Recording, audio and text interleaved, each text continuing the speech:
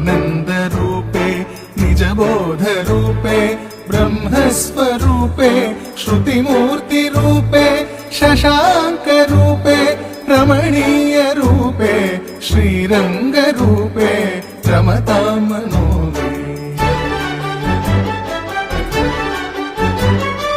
कावेरी तीरे करुणाविलोले मन्दारमूले धृतचारुकेले दैत्यान्तकाले अखिललोकलीले श्रीरङ्गलीले रमतां मनो मे।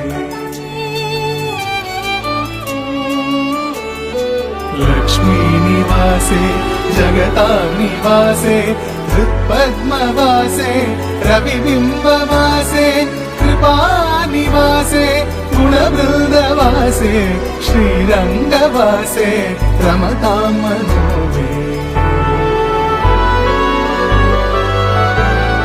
ब्रह्मादिवन्द्ये जगदेकवन्द्ये मुकुन्दवन्द्ये सुरनाथवन्द्ये व्यासादिवन्द्ये सनकादिवन्द्ये श्रीरङ्गवन्द्ये रमतां मनो मे। ब्रह्माधिराजे गरुडाधिराजे वैकुण्ठराजे सुरराजराजे त्रैलोक्यराजे अखिललोकराजे श्रीरङ्गराजे रमतां मनो मे।